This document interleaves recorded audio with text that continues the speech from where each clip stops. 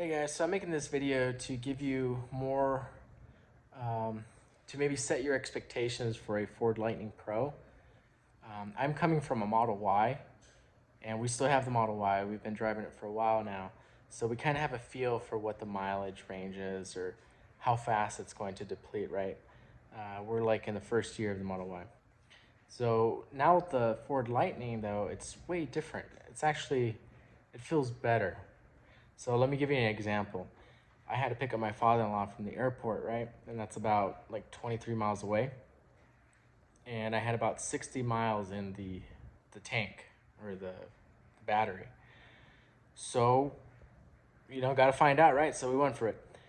So I went, and sure enough, it was 20 miles, like that were subtracted, right? I think I said I had 60 or 57, and we got there at like 39, 38.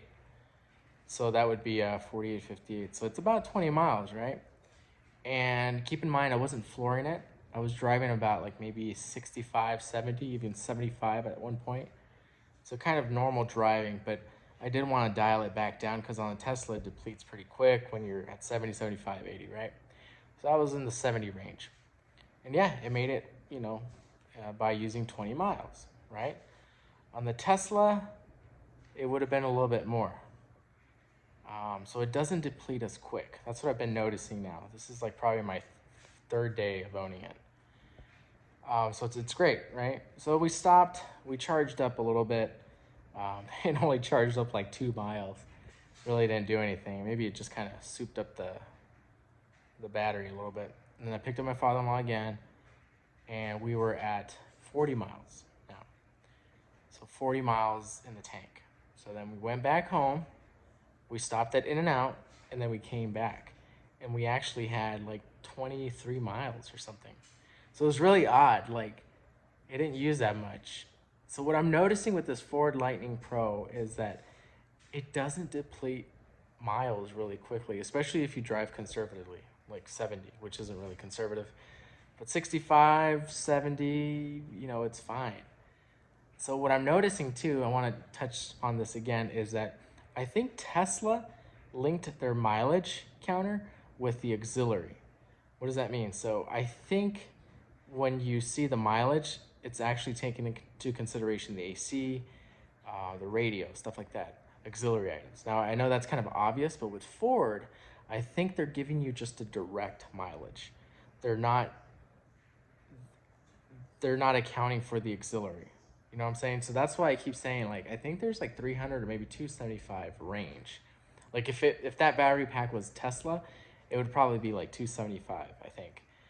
But they don't say that. They just say 230, right? Because they know they're using the other 50% or 50 miles on auxiliary items, AC and radio.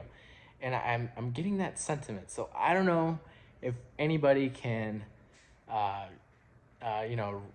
justify, but who knows anything about that, but I'm suspecting really hard that that's what's happening.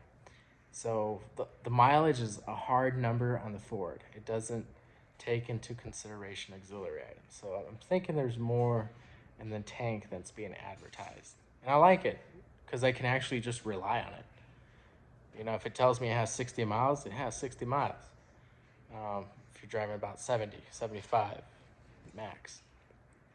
If you're not driving uphill or anything like that. Anyways, that was my experience. I just wanted to share that with you. And I'll make a quirks and features like Doug, in another video.